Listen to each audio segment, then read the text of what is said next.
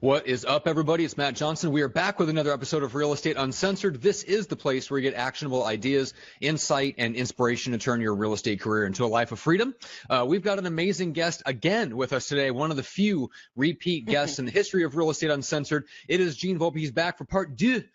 Back in the starring role, taking over the role from that Charlie Sheen made famous. If anybody remembers Hot Shots, that's a little Hot Shots joke. Anyway, for anybody that's of the millennial under the age of 32, you might not get that joke, but I don't give a crap. I don't know about you, Greg. I don't care. I do not care at all. No. All right, so we're going to get into a lot of stuff. We're going to talk about local marketing tactics. We're going to talk about how to track your metrics. We've got some cool stuff to get into. We're going to talk about the latest stuff that Gene is doing with his clients. He's the work about that he's going to do with Greg and their team in the Bay Area, and how he's going to maximize his marketing and kind of break things up into smaller chunks, and some ideas that they're working through for Greg's marketing. So we've got a lot to share today. So let's bring him in, the junior grandmaster himself. First in the co-pilot seat, Greg McDaniel. Greg, what's up today? What? Matt, I have been looking forward to this show since the last time we had Gene on. The three of us cut it up so bad. I think we all had like cheek aches by the end of the show. We were laughing our asses off, getting a shit ton of education, all wrapped into one. So I'm pumped he's here. I had an incredibly interesting weekend. I went up to watch my best friend get married. No, it was not planned. 9 days ago, I got a call going, "Hey, Greg, what are you doing on like the 5th or the 4th?" I'm like, "Why?" They're like, "You want to come to my wedding?" I'm like, "Fuck yeah, I want to come to your wedding. You kidding me? What a dumb shit question is that?" And and since his girlfriend, his wife. Wow, I haven't said that one before. Yeah. That's popping the cherry on saying that word and get it on air. Wow. Okay, so his wife is pregnant, and his last name is Shotwell. So it was the Shotwell shotgun wedding. We had a lot of fun. It was a great time. So good to see everybody. And I'm just pumped Gene is here. I'm going to shut up because Gene's way smarter. And let's just launch this thing, Matt. That's right. Gene Volpe. Gene, what's up today? My boys, how are you guys? It was a great weekend for me too, man. A lot of Harlem Globetrotters and dancing with my two girls, and it was no different than any other weekend. But no, it was a good weekend. How you guys doing? Dude, pumped, ready to roll, man. This is gonna be an epic show, man. Good shit's about to happen. So here's what happened. So, if the feds are listening, I'm going to keep this on the down low. But I'm running a book right now. And the hottest action right now on the book is the over under 16 times McDaniel curses on this. I got a lot of action on the over. A lot of action. So if you're watching this and you want to play the opposite of what Vegas is saying, take the under. I don't recommend it. But I wouldn't recommend that either. Yeah. When it comes to McDaniel cussing, never take the under. That's just That's it's like taking the Patriots to lose on straight money in the Super Bowl. It's just not. I don't know a lot about football betting, but everybody should know not to do that. Absolutely. Hey, want to give a quick shout out, dude. Derek Evans is watching. What up, player? Hey, dude, he has got a show. The event's called Win That Listing in San Diego. Guys, if you're in San Diego, you got to check it out. We're going to get together with him, figure out what we can do, but go check his shit out, just like you guys are watching ours. So, but anyways, Derek, what up, player? Yeah, and let's before we get into the stuff on metrics tracking, there was one quick question, Greg, that I thought was great for you to cover. Just throw out your perspective real quick, and then we'll get into the metric stuff. But Susan Fimiani on the Lead Gen Scripts page asked, "What do you say to buyers who want to go see a house that's out of their price range?" You're out of your fucking minds. Why do you want to do that to yourself? That's the script. All right, ding. That's one curse word. So we got one down, 15 to go. We should make this a drinking game. One shot. Over. Yeah. That's right, man. This may for a lot, even more fun shows. I should just have like shots just lined up across my stand-up desk here, and every time Greg goes, I just plaster myself. 15 of them. I love where this is going. I love where it's going. That's right. All right, Greg. So what say you? What for real? What's a good script to handle that? So Matt, Julie, your three obese little wood denting babies, you guys want to go shove your organic asses, orca asses into my car and go look at something that's overpriced? I don't know, Matt. That's just dangerous to my shocks. First off, so let's say they're pre-approved for 500,000, but they want to go see like a 650, right? That they know that they can't afford it. Is that correct? Yes. Okay.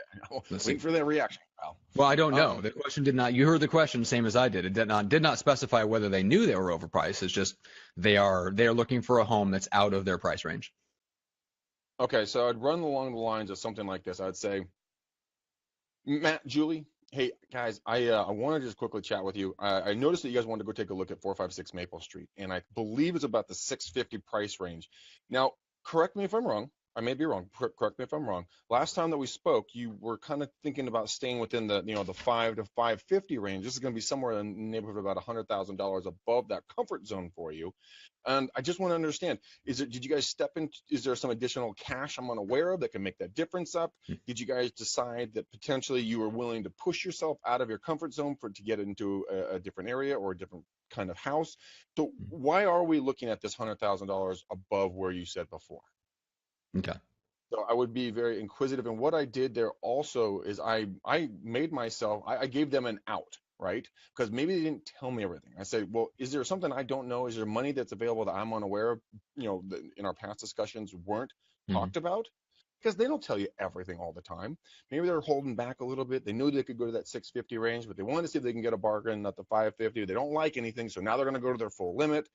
You don't know, but always ask and ask and ask and ask. And say, you know what, okay, if we go see the property, Matt, and you guys like it, what would be the outcome? Would you guys, would that monthly nut be an acceptable number, even if you like it? Are you willing to pay that extra $500 a month or whatever it's going to be, or $1,000 a month? Yeah, Greg, we totally want it. If it's the right house, we want to do it. Okay, let's go take a look. Now, if they have a history of doing this and then walking away from the property and saying, well, it wasn't right, then they're wasting your fucking time. All right. Okay. Yeah, they're having mental masturbation about what they can actually afford and really do. But the reality is that they have a beer budget but a champagne taste, and we got to get them back down to the Bud Light range. Like, come on, guys, Bud Light's good. Come on, guys. Speaking of that, Gene, let's relate it to the waters that you and I swim in every day in client service, right? So scope creep. Tell me a little bit about how you deal with that, where you have clients that come on that have the champagne taste on a beer budget. I just laugh and giggle a little bit, and you can see this on video. I actually have somebody that's working with me on this new move, which is the condescending look like this. I do a little bit of that. I haven't perfected that yet, but I'm working on it. So you give the little what did you just? No. Well, listen, I sort of wanted to talk about what you and I do there, but I sort of, after this, I would like to dig a little further into Greg's answer, because I have a thought process about maybe putting the onus on somebody else so it makes you look like the hero. But it's the same thing. I think expectation is key in our business. I think, Matt, you probably know as well as I do that when a service plan is set, and when that service plan is set, there's certain items that are in there. And when somebody comes to me and says, and truth, this was hard. This was really hard for me to do in the beginning because I wanted business. So I wanted to give away everything. And when people said, well, okay, it covers Facebook and Twitter, will you come and also clean my house? And I would say, sure. What time can I be there? Whereas now I'm saying, I can come clean your house, but it's going to be $250 an hour. And because that's an add-on, because the service says these 8 or 10 or 12 things, I can do the other things that you want, but there's going to be a cost associated with it. So that's it used to be difficult for me, but it's an easy out now. Yeah, and I think that's the key. And this goes for no matter what, whether it's marketing, consulting, whether it's real estate, whatever. That you mentioned the word expectations. That's so critical. I've learned this the hard way in my own business, based on learning it the hard way in the previous business, which is when you first take on a client, it's absolutely essential to have that expectations conversation. However that goes, Greg, for you, it's the okay, now the listing agreement, or at least we have an agreement to work together either on the buy or sell side. Now let's talk expectations. Right. So that conversation starts there. For us, for me and Eugene, like when we sign up a new client on the marketing side, it's okay, we've had the sales call. We have the agreement to work together. You've given me a credit card or whatever the case is. Now let's schedule that call where we do nothing but go over expectations and talk about what it's going to be like to work together, because that conversation is so important. Aaron talks about this a lot in Expired Mastery. where he talks about you earn the right to ask for price modifications by setting up the expectations and then communicating with them what you are doing. That's one of the best quotes I've ever heard about getting price reductions in a listing. It's kind of a situation, and he's right. Like, you have to set it up in the expectations. Greg, you're really good at that too, in terms of when you take on a new seller client. But Gene, let's dig into that a little bit. You said you wanted to dig a little bit into Greg's answer because you have a theory about that. So let's do that. Yeah, so I always, one of the things that becomes easy for me is when you have that third party push off. So it's like, look, Don't yell at me. It's not my rule. It's, my wife tells me I'm not allowed to do X, Y, and Z. So be mad at my wife, not me, right? That's actually really good. Yeah, it's third party. So no, you don't understand. Like, I have to be at the dinner table at 5:30 p.m. or otherwise I will get reamed. Yes. Yeah, and people that know my wife, start using that too. You have to. It's the easy way out. Now I feel like a 4-year-old child doing it, but listen, sometimes you need to do it.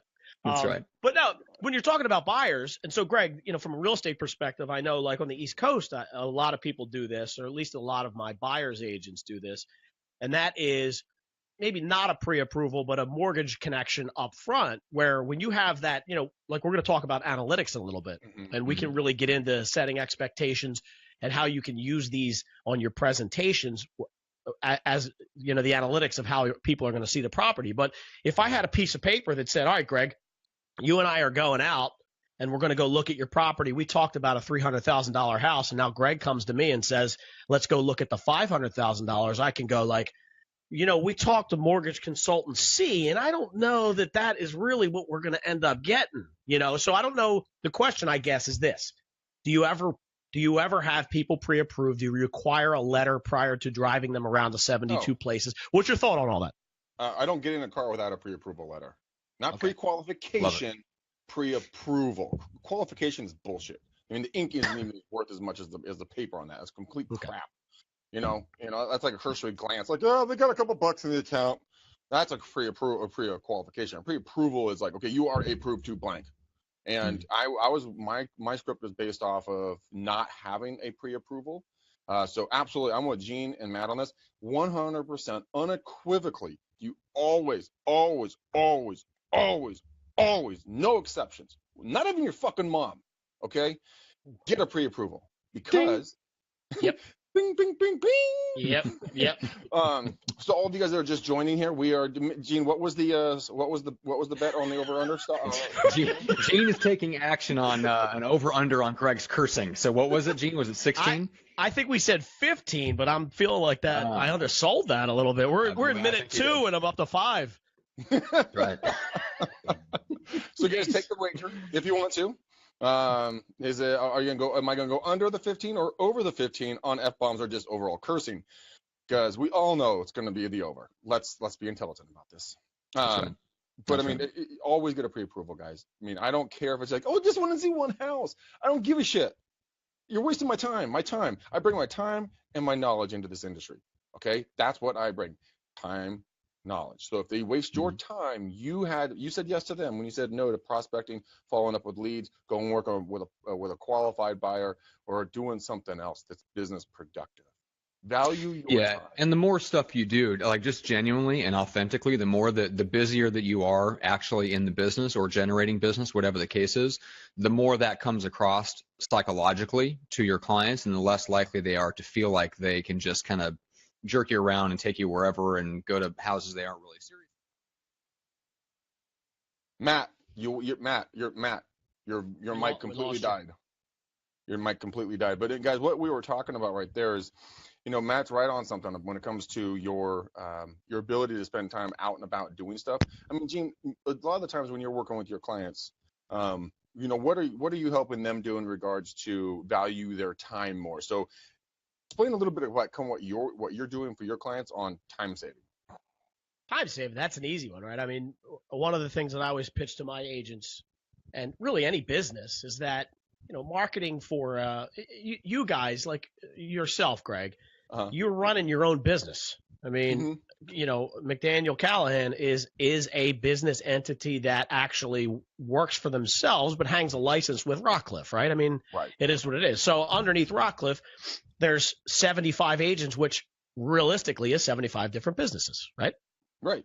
So across the country, the average is somewhere around 50% that people should be spending marketing time on their business. So entrepreneurs should be spending anywhere between, let's call it 40 and 50% marketing their business. Now, you guys as real estate agents, a big chunk of that is gathered when you're out networking and talking to clients. That's marketing, right? You're marketing yourself.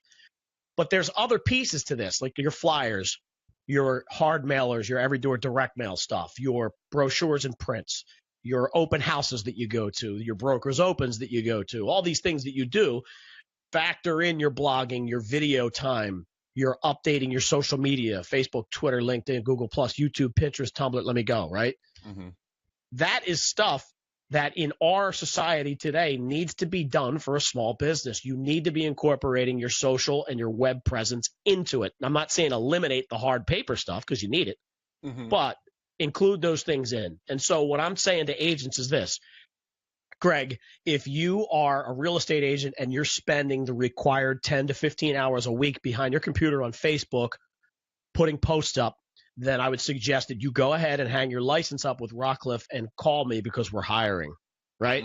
Because why don't you just be a social media manager at that point? So let the experts step in and handle each element of what you're doing. Now, I understand on a budget, a lot of businesses start with a small budget, and that can be very difficult to do, right? So you have to really allocate your monies appropriately to do it. But you need to see in your world what's the biggest time suck. And I guess this is kind of like a dual factor. Not only is what's the biggest time suck, but what is a time suck of something that you need to perform. So if you decide that Facebook business page is a crucial asset to your business, and it's taking you too much time to do it, you have to start looking at reappropriating expenses into having somebody like me do that, right? Yeah, I completely agree. So divvy that stuff out to the experts is the point. So what I would say to agents is this: I could probably sell my own house if I tried. Why would I want to do that? That's not what I do in my world. I help agents market themselves. I want Greg McDaniel to come in, kiss the babies, negotiate the prices, and that for me it becomes easy. Go tell them I want $450. I don't care, right? You go back to them and say, sorry that my sellers aren't moving off $450. I hate to be the bearer of bad news. Can't get mad at me, right? And Greg, I have several babies with a lot of surface area that needs to be kissed. So if you get on that, that'd be great. This is horrible. A lot of surface area, a lot of square footage. All right, let's talk about the metrics tracking a little bit. And the reason I want to get into this is because we're doing our final class today of Rockstar Prospecting, our first run of Rockstar Prospecting. The final class was earlier today. Our next class starts up again next Monday. And so today's session was all about getting people started and showing people how to track their numbers, right? How to track the number of calls you make, how many people you contact, what were the results, and then tracking it all the way down to where you can figure out exactly how much you're worth per hour in the seat. But also, if I put this much time, whether it's 2 hours a day, 5 days a week into prospecting, what do I make per year? And then we're actually taking people through, like giving examples with real, home values of if they worked 3 hours a day in place of 2 hours a day. I mean, in one guy's case, it made $100,000 a year worth of difference. I mean, it was absolutely insane. Just the difference. Yeah, 1 hour a day. Yeah, 3 hours instead of 2 hours. 5 days a week. It made $100,000 difference in his income. So, Gene, how do you, like when you're tracking your metrics for clients? I know this is a common question that comes up. How do you even know if something is working on the marketing side on social media, and how do you get a baseline for what's a good metric to track and things like that? Because it's easy for us on the prospecting side. It's a little bit different on the marketing side. Yeah, it is a little different, and it's also a little confusing, and it can be difficult to track. And what I mean by that is, depending on what you're advertising and how it gets to the viewer's eyeballs, that'll determine. Like you think about just on Facebook itself, you're talking about views for a video, reach. Like there's a lot of different elements, and in a lot of cases, people don't really understand what each of those values means. Yeah. So in a lot of cases, I got to explain the difference between a view and a reach, and how it gets there. But then that's only one small piece of the picture. So let's just say, for example, just to keep it simple, we're marketing an open house, and I have a marketing asset, like let's say a flyer or a video for that open house that I wanted to then take and market across all the digital mediums, Facebook, their web page. We're going to do a blog on Tumblr. I'm going to do 3 videos. It's up on Snapchat, right? So there's a million ways to market that. But at the end of the day, let me skip. I don't want to get to the end of the day yet. There's going to be on each one of those channels, there's going to be separate analytics. So you're going to go to Facebook and you're going to look at the reach and the views. You're going to go to your webpage and look in the Google Analytics and see the different numbers and details. You're going to go to different places and check it, kind of take that cumulative number and get a number. Here's the problem. The problem becomes at the end of the day. Now I skip back to the end of the day. How many people that saw your Facebook post actually showed up at the open house? Mm-hmm. That's where it gets a little tricky, because by the time they come to your open house a week later, they may not have known, or they might not remember that they saw it on Facebook. It's solidified, or it reminded them, but their friend down the street 2 weeks ago told them there might be a house for sale. You should go see it. So they may tell you if you ask, and you, as an agent, you better be asking. They might tell you if you ask, how did you find out about us? Right? This is even with your reputation online. People are searching for you. They're going to find you, but they might not remember that they solidified it through a Facebook Live podcast, right? Right. So the end of the day, with what most of the people that are watching this right now are going to probably say is, I don't understand anything he just said. It's too complicated. It's over my head. Here's what I would tell you. Just when you first start, the best way to gauge if it's working is that the number of conversations and activity you have with human beings will increase. Your instant messenger will blow up a little more often. Your phone will ring twice more. Your people will contact you or hit you at the gym about something that they didn't 2 weeks ago. This interaction with human beings will start to increase. And now you say to yourself, I don't understand why this is. I'm busy. It's buzzing. Well, part of it is because you're being active and you're consistent on your social channels. Yeah, that really is a really important you can feel thing. A lot of people think that, well, in social media, I can't do them all. And you're right. You can't, because it's not your job. That's why I'm hiring Gene. Gene and I did a video. God, when is it? Was it a month? When the hell were you in 16 or 17? No, everything's been 17, all 17. Yep. I can't believe we're in March, dude. Okay, this for Q1 is just gone. I mean, what crazy happened? But when Gene came on, he and I did a 4:30 show, like I always do. I downloaded, got it over to him. He's like, Greg, I'm going to tear this thing up and I'm going to use it for a year's worth of content. I'm like, what? A year's worth of content? Are you shitting me? He's like, no, dude, that's totally easy.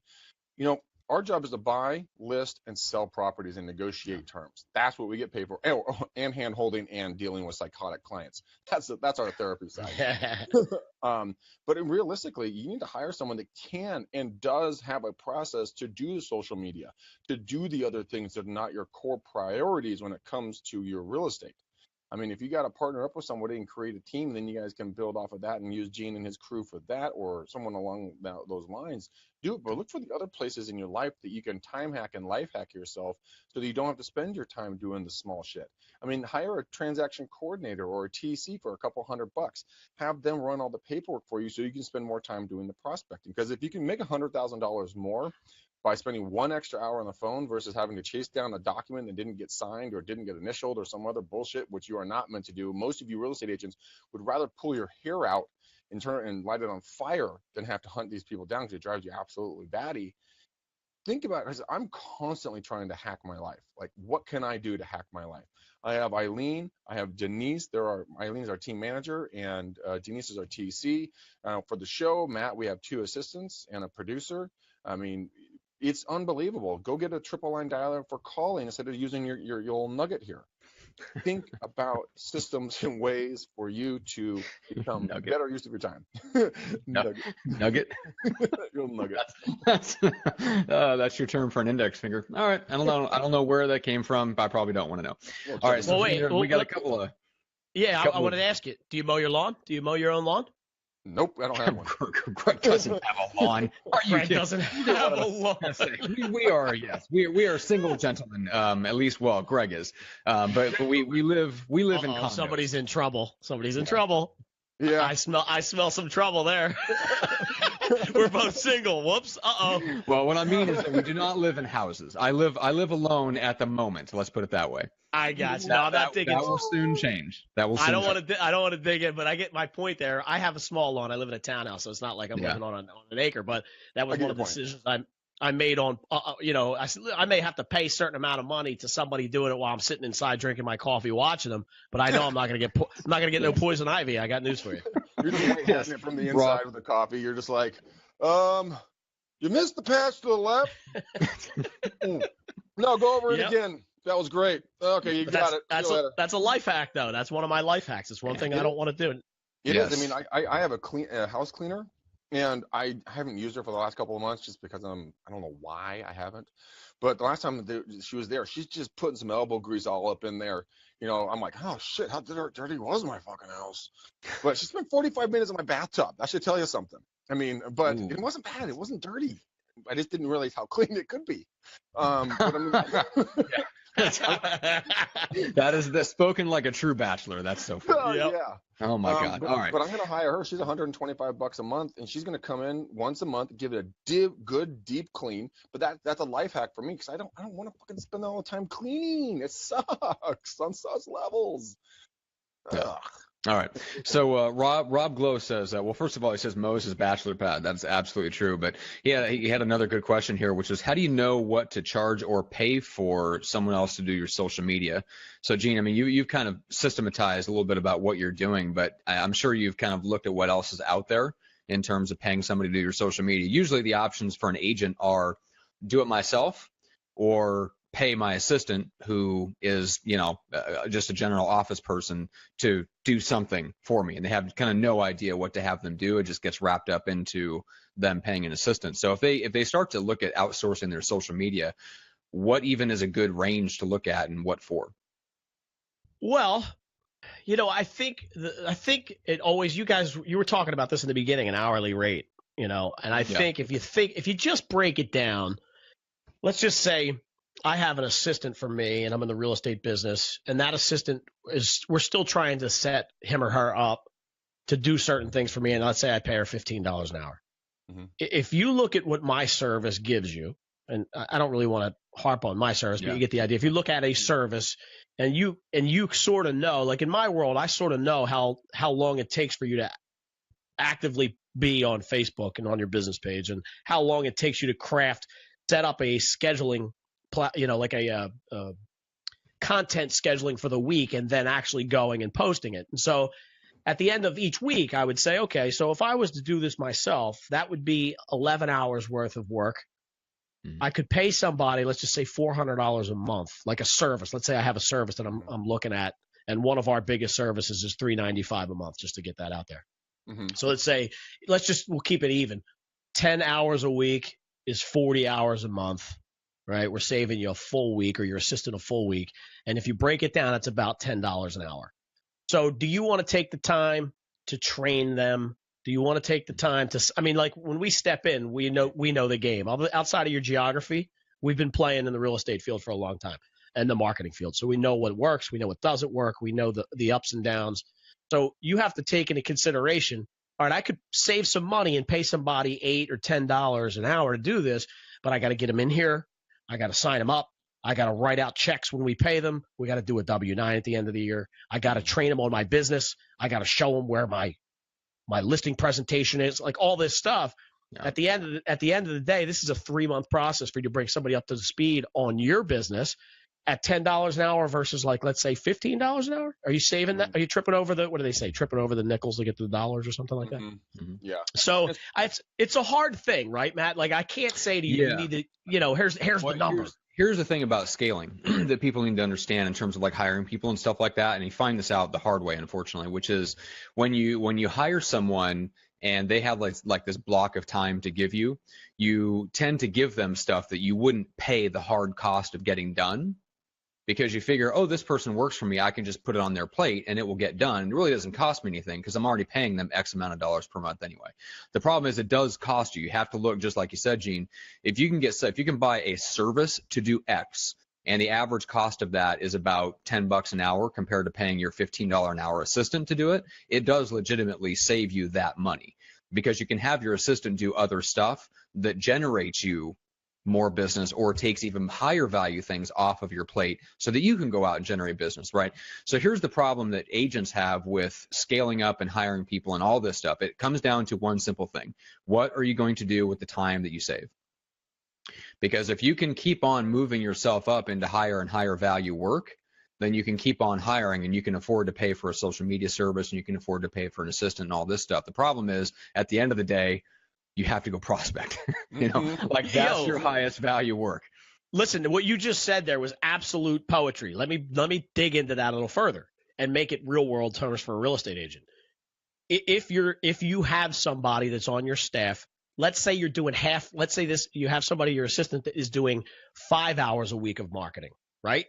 You take that money and turn that off to an agency. What could you do with those 5 hours for your assistant or yourself? Let's say it's your own time, right? Yeah. What could you do with those? So let's say, hey, Greg, ready? You're the cold calling king, right? How many cold calls could you make in 5 hours? Fuck, dude. Probably 750 to 1,000 plus. All right, give me a conservative a return rate. Tell me how many of those you convert into a listing or a buyer. 750 calls. That's fucking hard, dude. That's the time. I think according to the sheet we were looking at today, it was 1 in 250, right? One lead for every 250 calls. That gets either a now business or a nurture business. So Okay. so every 250. So let's say you get 4 or 5 clients or prospective leads out of that calling session.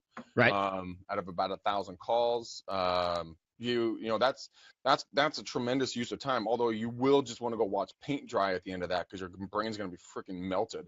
But it's a much better use of time than dicking around with paperwork or social media posting. Well, listen, let's get conservative. You just gave me some numbers. I'm throwing them around. So let's say we do 5 hours a week at 750, but I'm going to do you one better. 500 cold calls each week for a month, right? Okay. So you save 20 hours by paying somebody $400 to do your social media, right? Done. You got 2,000 cold calls over a 30-day period. Does Greg McDaniel feel confident he can convert one of them? Oh God, yeah. Okay. Well, listen, you just paid for your marketing for the whole year.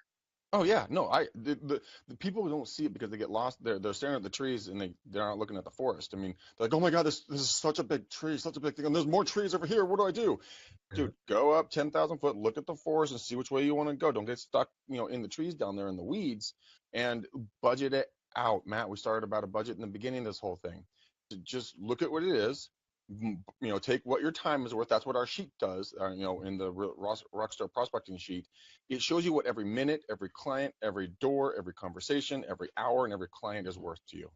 And it's based upon your ability to convert. We start off at 5% of converting all the leads. We break it down so it's super simple so you can have a real-time guesstimate of what you could potentially be making. Are you leaving me? Oh, Midori's leaving me. Bye, Midori. Everybody says bye, Midori. There's hearts breaking around the world that you're not going to be in the background. you gotta embarrass her a little bit. Oh my God, that's funny.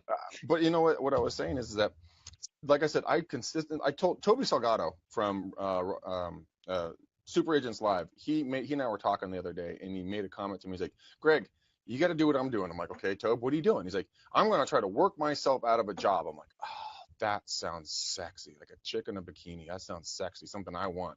And it's like, God damn it, McDaniel. But you know what? It is something that I want. Well, let's work my way out of a job. What does that look like? Gene, what do I do if I don't have a job? You go do something you're passionate about, right? You still have a consistent income. Sherry Crabtree is, Sherry, knuckles to you, girlfriend, if you're listening. She's one of my very, very, very, very first McDaniel Challenge clients. And she had some ordeals and trials and tribulations in her life, but she was able to bounce back, and she was able to do it because she had worked herself out of a job the first round, got out and just got checks. Then her life changed. She got back into it, but she's already taken down like $4 million listings all over again without even breaking stride. So I don't really know where I'm going with this. I don't think you know either. Greg, I think you make sure your microphone is all the way up as well. Somebody, Paul Franklin made the comment that your mic is your volume is a little low. So, Gene, let's get into kind of what's working. Guys, you can check out Rockstar Prospecting at rockstarprospecting.com. The next class starts on Monday. Guys, so check that out. All the information is there. The prospecting sheet that we talked about, the numbers tracking sheet, is included in that class. So anyway, Gene, let's talk about what you're doing for Greg. So he mentioned just briefly that you're going to take a video of his and break it up into a year's worth of content. So how do you do that, and what can people learn from that process? Well, that piece of it is pretty simple. So before we get to that, there's an old saying, and it's sort of outdated now because there's a new one that's kind of come over it, but it still is relevant, which is content is king. Mm-hmm. And I'm going to try to explain this without getting way too geeky, right? But we all know what the algorithm is on Facebook and how it decides how many people are going to actually organically see your content. So when you go to your Facebook business page and you post stuff, let's say you have 1,000 fans. Typically, if you post an article, a link, a video, you're going to hit 150 to 200 of those people without having to spend $1. So they've changed the algorithm again recently. It's gotten a little bit lower than that, but you'll start to see that. All right. And they will continue to do that because that's how they extract dollars from you to market. Right? Makes sense. Uh-huh.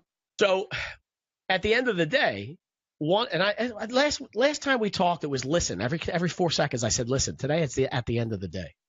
I don't see what happens. I focus on something I don't want to say, and it goes to something else. So listen, right? But so that algorithm that Facebook uses, Facebook rewards a couple things, but one of the things they reward is consistency, creativity, dynamic content, and content that people want to see. And what people want to see, and this is not, you could call it my opinion, it's not my opinion. The content that people want to see is video. And the more video you have, the more organically your reach will increase, right? So what do we do?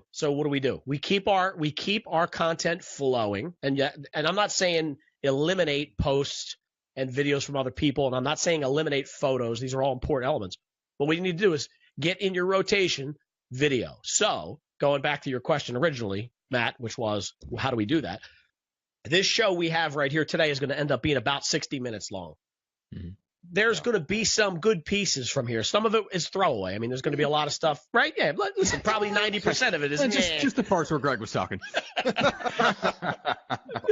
Yeah, this is what's going to make me marketing him tough. It's going to be tough for me to market him because we're going to listen. Here, ready? Let me give you an example of what it's going to sound like. All right, Greg, what do you think? Beep beep beep beep. That's what's going to sound like. It's like a truck backing up. Yeah, right. I thought you sold real estate. So what we do with that content is I'll take this takes a little bit of time, right? So you got to go through it, but we do it. My best tip is to do it while it's fresh in your mind. So I'll try to cut this up over the next 2 days because a lot of it I'll remember what we talked about, and I'll say, oh yeah, I remember that was a good point. So what I'll do is I'll take the video of this, the MP4, I'll load it into my iMovie or into my Windows Movie Maker. It doesn't have to be anything fancy. No. And then I basically will cut out 1 to 2 minute chunks of content that I can comment on. And what I like to do is I'll put a banner on the front and back. So you'll see my Gene Volpe logo or my GVI Media logo on the front and back with contact information on the back end so that while you're watching it, you know where it's coming from. But I just want a 1 minute snippet of boom, boom, boom, boom, boom, tip, tip, tip, tip, tip, free info, free info, free info. And by the way, if you need my help, give me a buzz. And from our 60-minute podcast right now, this live stream, I'll be able to extract 10 different 1 to 2 minute videos that I can use and start the conversation with on my social media platforms. Interesting.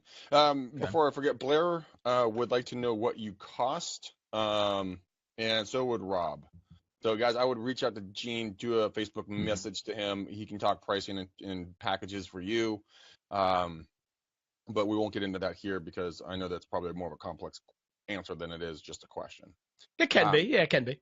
I agree. I really like what you were saying, Gene, because, a lot of the great marketers, what I've actually been listening to lately is long-form marketing is actually starting to take off in 2017. They're thinking that this is going to be a year of long-form marketing, like this long-form podcast, right? But what has been phenomenal for a long period of time is micro-content. That's exactly what he's creating micro-content. Dude, adults have the attention span of 1 second less than a goldfish. That's pathetic. So if we can actually market to them, that's why Snapchat's so great. 7 seconds. Oh, next thing. But if you can hold their interest, Matt and I, when he first got it, we first started doing this show, I'm like, dude, Matt, we're going to run ads and we're going to do this and we're going to do that. And he gave me the disgusted look he generally gives me on the show of like, I'm looking down at you over my nose, but I'm doing it without saying a word. You're an idiot. He was like, Greg, man, alive. What did I do to deserve that horrible imitation of me? Goodness. Man, alive. But no, he said, Greg, we're not running ads. I'm like, Matt, we're running ads. Greg, we're not running ads. I'm like, Matt, this is half my show. He's like, Greg, this is half my show too. We're not running ads. I'm like, fuck you. And so then we decided to not run. He's like, Greg, I'm a millennial. I don't want to see ads, but I do want to get content. And I'm like, oh, okay. So we'll do the content play. And that's where Gene coming in and cutting this stuff up and delivering value to people in bite-sized pieces is so valuable. One, you get to be omnipresent, because if you're on all the channels always doing something of value, people will see you more often. And if you're seen as a value provider, not a value sucker, then people are going to want to be around you more often. And because nobody likes to be around the guy or gal that takes. Absolutely, yeah. Yeah. I mean, I actually talked to this one lady on the cold call. She's like, all you real estate agents are the same. You guys are just bloodsuckers. All you do is take. And I just lit her up. Oh, Lord. She had never been verbally smacked like that before, because I'm like, excuse me, you will not talk to me like that. Second off, this is the reality. And at the end of it, she's like, well, thank you for putting me in my place. Now I know. I'm like, wow, that turned out well. But people have that perception about us. But that's why taking this micro content and showing people and guiding them. Matt does not want to do stuff towards the consumer on real estate. Well, he's not a real estate agent. I do, because I want to inform people. I mean, there's a lot of stuff that Gene and I are going to work on. Go to realtytimes.com and you guys can get articles there. Read them. You can work with Gene, and you can, that's where a lot of value add comes in. But if you just want to put them on Facebook Live and push them out, guys, nothing better than bringing value to your clientele and your potential clients and buyers and sellers. And I would like to hit on that, Greg. Let me jump in there for a second, because I just had this conversation with a coach in another industry. Yes, Matt, I can. You're in a relationship. You can't hit on anybody. Yeah. I want to talk about what's of value to people, because there's a very dangerous, I think, confusion that people have, which is that this is something they need to know, right? Therefore, I should put out content about things that they need to know, right? Because they should know this, and then it will make their life better. They'll save money. They'll grow more hair. They'll get laid more often, et cetera, et cetera. The problem is people don't care what they need to know. They only care about what they want to know. So the example I was using, I'll use because it was based on a phone call I just had this morning, was talking with a very high-level recruiting coach who's been on the show before, Pasquale Scopoliti. He was talking to his son and business manager, right? So we're talking about the way that they were presenting themselves to the outside world, right? And they are extremely high-level strategic thinkers. Guess what? People don't buy that. They buy tactics. They buy shiny objects. You have to bring them in. You have to appeal to them with the shiny objects, and then they have to go through a conversion process where they realize, oh, it's not just about the shiny objects. I actually have to make some changes, and I have to maybe employ a new strategy, right? You can't get them on the front end with content they're not interested in, but you think they need. Real estate is the same way, right? So, Greg, you've always wanted to do like a show facing the consumer where you tell them all the things that could go wrong with a real estate transaction. The problem is they don't want to know that, which is exactly why they hire a real estate professional like you to absorb all that hassle. And it's why they don't care, and it's why they hire you. So what they want is they want to see pictures of pretty houses, and they want to see themselves on an HGTV show picking out and making offers on those houses and wheeling and dealing and getting like an offer that's 5% lower than list price accepted. Like that's what buyers want to see, right? So Gene, like we talk about, I just wanted to make that point real quick that it's very easy for agents to fall into the trap of putting out content that the consumer needs to hear when the consumer is not interested in what you think they need to hear. Okay, man. So yeah or nay? Agree or disagree? You just want me to leave it there? No. I want to get your perspective on it. I mean, this is what you do. You break up content from real estate agents predominantly to the consuming public. So you're in these waters a lot. So here's where I sit on that. Yeah. I do agree with you, and I don't agree, and it's not It's not like what I That's say to right. my Greg completely disagrees with me, so I'm just glad I get like a 45 to 49% agreement here from you. I will I'm good give with you that. 60%. I agree with you. How about that? 60%. Yeah. Sweet. All right, I got 60%. That's bullshit. So, but here's why. Here's why. Because there's a couple reasons, right? Number one is a lot of these people don't actually know what they want to hear, right? That's number one. Until you tell them. Okay. Okay. So in certain cases, like when you have somebody that's watching your content and they have a need for something specific, if you happen to be the one giving it to them at that particular moment that they need it, you're going to win. Right? They're gonna go, oh, I didn't realize that on a HUD or on a closing sheet, X, Y, and Z happened, and I just actually had that question yesterday. So time, place, score is a big element. Where you catch them, where they are in their thought process, where they are in the transaction, whether they started the search for real estate or they're thinking about it. There's a lot of variables. So here's what we do. I call this carpet bombing, right? So what we do is we put out so much content. This is the idea. You put out so much content that you're going to hit so many people at different times and needs that you're going to catch. It's like casting a wide fishing net, right? So you have to have that content going out all the time. So think of it from this perspective. I always say if I'm doing a presentation and I'm trying to explain to real estate agents how the internet works and how social media works, I give them this visual. All right, we're all sitting around the table, right? Imagine if I dumped a pitcher of water on this table. There's a really good chance that everybody sitting here is going to get wet. I don't know what path that water is going to take to get to your dress or your shoes or whatever it is, but I do know if I pour enough water, you're all going to get wet. And that is what I do on the internet. It sounds awful, but this is the statement that people run from that I've learned to absolutely embrace is this. Dude, you are all over the place. What the hell are you doing? You're all over the place. Because I log into Facebook and there you are. I go to Twitter. I'm watching a video. I get a Facebook notification. You were doing a live with this handsome dude and a guy that curses a lot. You can discern who's who, right? But I love that. I love that you're all over the place. I know I'm winning when I get that comment.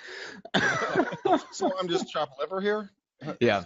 No, I get it. I get it. You don't know who I was talking about. I didn't mention names. There's virtue of there's virtue in putting out a lot of content, even if not all of it is going to hit, because you don't always know what's going to hit. I agree with that to an extent. So I'll give you 60% agreement from my end in exchange for your 60% agreement to my end. So I appreciate that. But I do think agents need to keep in mind that the old ad adage, the advertising maxim, which is enter the conversation that's already taking place in the mind of your prospect, right? Yeah, and just because what you feel like they want or need to hear that would be in their best interest is not always what people are going to respond to. Sadly, I wish it was. It's not. And the more that we can get better at entering the conversation that's going on in their head, and Frank talks about this all the time from Viral Marketing with all of their clients, everybody comes and asks like, well, what should I talk about in my real estate videos? And you can say it as much as you want. You can jump up and down and scream, but you have to repeat it endlessly over and over and over and over and over again. The best content to put in your videos or any content that you put out there for real estate consumers is what questions are they asking? Right? When you're actually working with clients, what are they asking? Like, those are the best questions to answer. That's the best possible content to put out there for real estate is what are your clients that you deal with on a daily basis? What are the issues that they're actually confronting? And what questions is that causing to them to ask you? And then just answer them with those questions in the videos or in your content, stuff like that. That's entering the mind of the conversation that's already taking place in the people that you want to work with, because that's the conversation that's taking place with the people that you are working with. So that Greg is really good about that. I mean, Greg, you do answer questions. You do take questions from clients and stuff like that, and you actually do answer them in your videos. So I would like to give a quick tip of the cap to you on that. You know what I'm saying? Like you do that. You just want to do even more than that. Yes, so. And I had a conversation with you. I'm like, Matt, we have this other idea for this other video that we can do. Matt's like, no. If you had your way, we'd be doing a whole other podcast that had no listeners. It'd be called Real Estate 360 or whatever, and it'd be aimed at consumers in the Bay Area, and we'd have negative 1,000 listeners. Wait, shut up.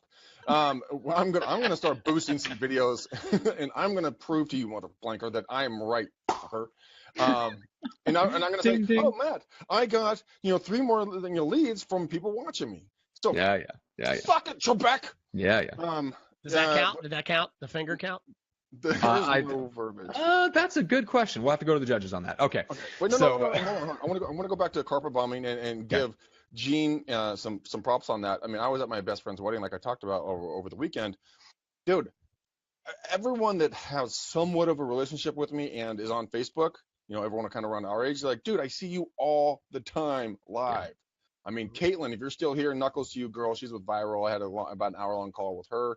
She said, Greg, I see you live all the time. Everyone says, Greg, I see you live all the time. So that I am imprinting on their brains. And so I just want to say, just by doing 2 lives, 3 days a week, and then doing a live show, the other 2 days a week, it really does have an impact on the consumers and what they think. So if you can bring information to them, like, here, 8 things you should do before, moving into a new home. This is shit they want to talk about. They don't want to talk about the consumer, price index. They want to talk about, what the fuck do I do when I move into my damn house? I mean, what are the protocols? What are the steps? Because that's the stuff that's on HGTV. That's the stuff that's all pretty in the nice box. Hey, Aileen. And that's what I'm talking about when I say do consumer stuff. So, Gene, you and I are going to join forces, and we're going to do everything that Matt would, just die a little bit if he had to talk about it. And then we're going to track the monetization of this, so I can one day be like, I was right, you're wrong, I win, you lose, best day ever. Yes. Hey, I'm not saying that content does not work. I'm just saying people will not listen to a real estate podcast for consumers predominantly. You don't That's all I'm know saying. that. I do know that. I do know that. Viral has 450 podcasts for real estate. You know what people do? They watch the videos and they don't listen to the podcast. So I have empirical evidence that people do not listen to real estate podcasts that are aimed at the consuming public. They watch videos. Gene, going back to your point about video. So anyway, let's talk about, Gene, how people can get in contact with you. Manny thinks you're correct, Matt, and that's bullshit. Manny, you're wrong. Oh. Love you. Yes. No. Go to the peanut. Let's go to the peanut gallery. I like this. No. Yeah. Talk to the people. See what the people are thinking. You got to talk to the people. Little man on the street action. That's exactly. Oh, you know what? We got to come up with a segment like that. Oh my God, Gene, can we please send a camera crew out so that you can go to the streets of Philadelphia and just ask people? I would love every minute of it. Oh I would God. love every minute of it. Yeah. I tell them I'm with Jimmy Kimmel. Look at this. I got to ask you a couple of questions. That'd be hilarious.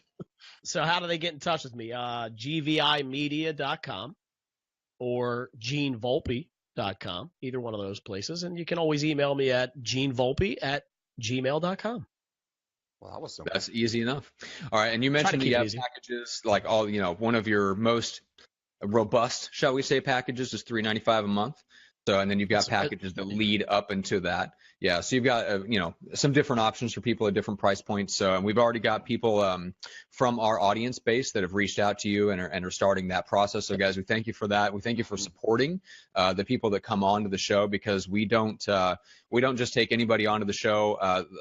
For those of you that don't know, I screen everybody pretty much that reaches out and wants to come on the show, especially if they're a vendor, and we may want to make sure that they actually provide value to you, which Gene does a lot, not just in the service he provides, but just in what he can talk about on the show. When I have vendors that reach out to me that I have a weird feeling about, that they're just going to push their product, I don't let them onto the show. Mm-hmm. So we care very much about the people that we put on the show, and if they have something to sell and something to offer you guys, we want to make sure that it's good, that they have value to contribute, that they have a genuine heart for people in real estate, which Gene does. And so, yeah, I just want to throw that out there for you guys. But Greg, let's talk about Rockstar Prospecting for just a second, guys. You can go to rockstarprospecting.com to check that out. But Greg, you want to give us a quick overview of what that is for people that don't know?